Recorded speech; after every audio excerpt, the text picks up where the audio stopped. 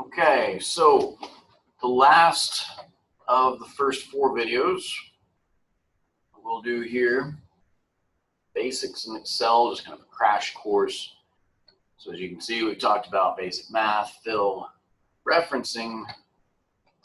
Last thing I want to talk about is functions.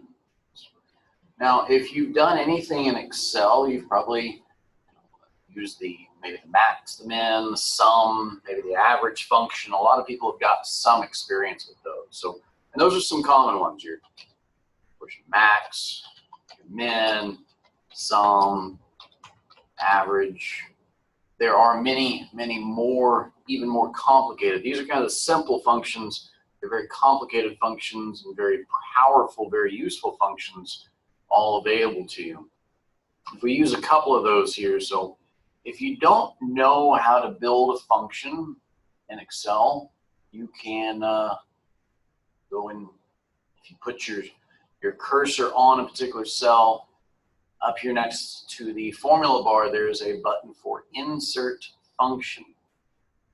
And you push on that, it brings up a window here, and you can type in here, look and see if what you're looking for shows up, but if not, you can type into the search engine here. Let's say I want to find the maximum of something. Well, that gives me a lot of things I actually didn't want, but if you scroll down here, you see there's just a basic, simple max function.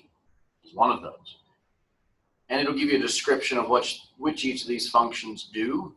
This one, of course, just returns the largest value in a set. Will work okay for us. So I'm going to hit OK here, and it'll give us a little wizard window to kind of help you try to figure out what you want to try to find the maximum of. Now, it's going to try to guess what you want to find the maximum of, and it normally does a terrible job.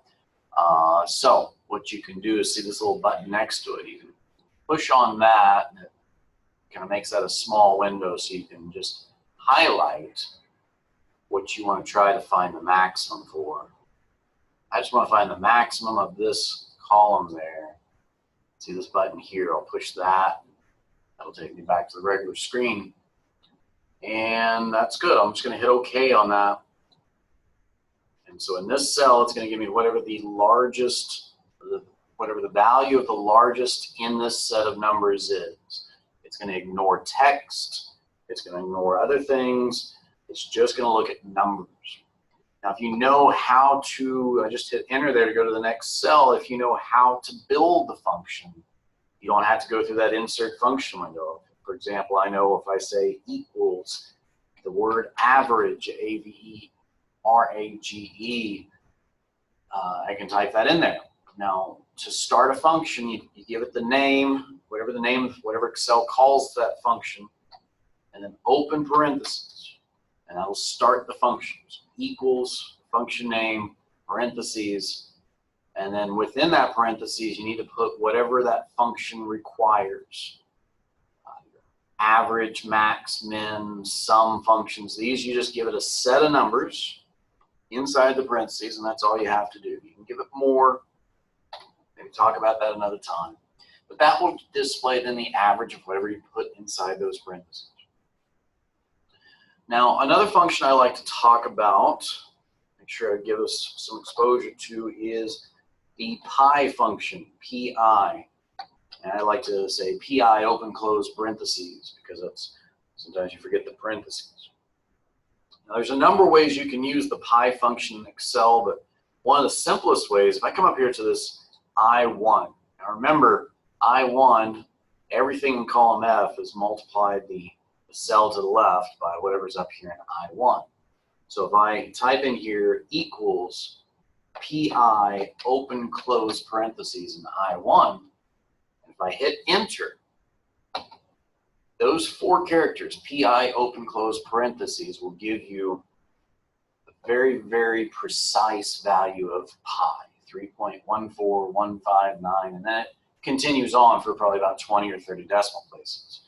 Gives you several digits for pi there. We could just type in 3.14 if you like, but again, if you just type in pi open close parentheses anywhere in a formula, That'll give you a really good value of pi. And you can treat that just like a number. So let's say I don't want the whole pi.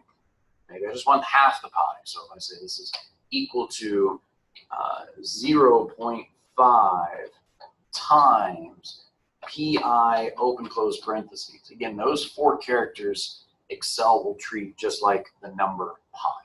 So if I hit enter on that, and that's now half of pi, and everything that's dependent on that value gets recalculated. So that's the pi function. It's pi open close parentheses. I think if you put numbers in the parentheses, it will multiply whatever's in the parentheses by pi. I don't even deal with that. I just type in pi open close parentheses and I build that into my equation. That's what I do. Now, the last function I want to talk about here, I'm going to give you just kind of a crash course in the if function. What I always like to tell people is if you're doing any kind of computer programming, and Excel is kind of very simple computer programming in some aspect, one of the first things you want to learn in any programming language or program like this is how to get the computer to make decisions for you.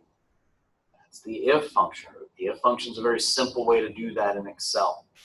And those of you going on to take a programming class, you'll learn about loops. That's how you get a computer to do the same thing over and over again whenever you want it to. Let's not worry about that here. Let's just worry about the if function. So here's what I'm going to do.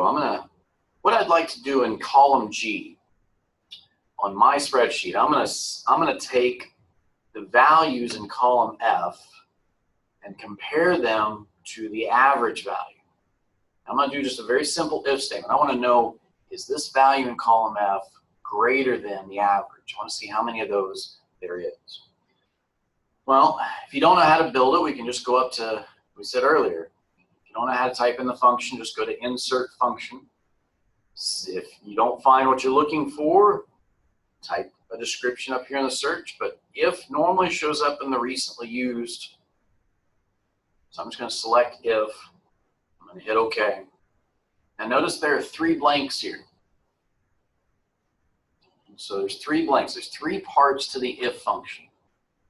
The first one is what we call a logical test.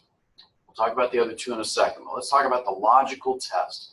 Logic is anything that's true or false. Okay, so whatever I put in here needs to be something that's going to be either true or false.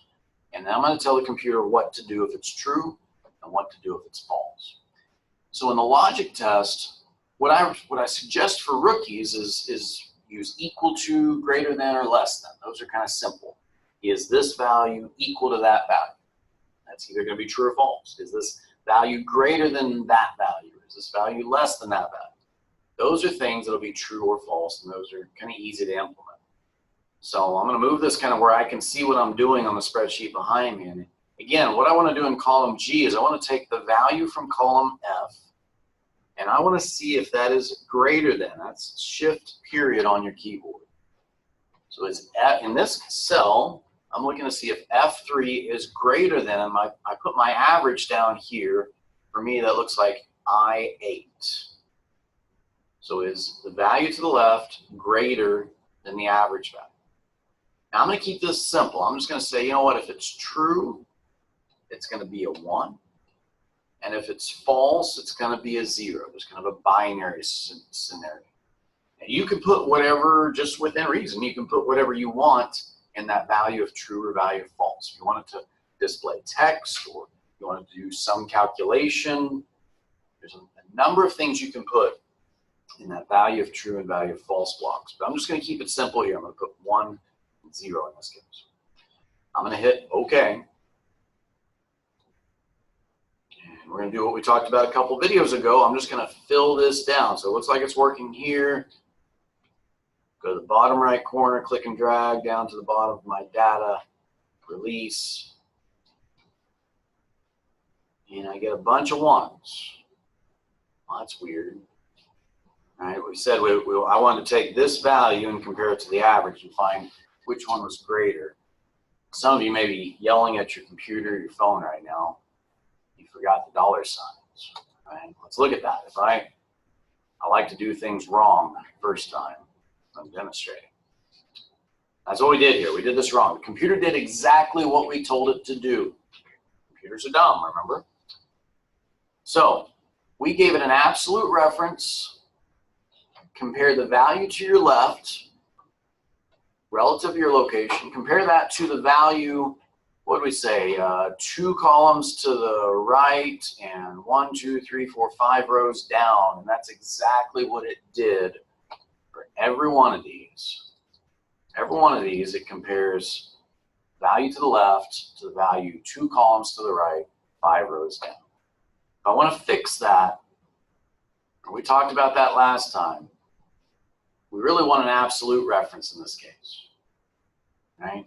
This is an absolute reference is what we want. We gave it a relative reference up here in the very top one. Remember, I said you can either manually type those $signs, or if we look back at our notes, we can use the F4 key. If I push that F4 key, that puts $signs on the column and the row. That's what I want, is every time I want to go to column I, row 8, I'm going to cell I8 for the average value in this case. So if I click and fill that down now,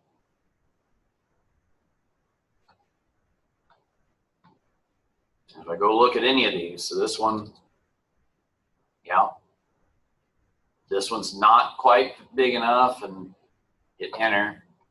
This one is bigger, so that works. So that's the if function. Now I basically have built a filter. You can do some cool things like now I can say, if I want to say this is equal to the sum, open parenthesis. That's how you build a function. Name, open parenthesis.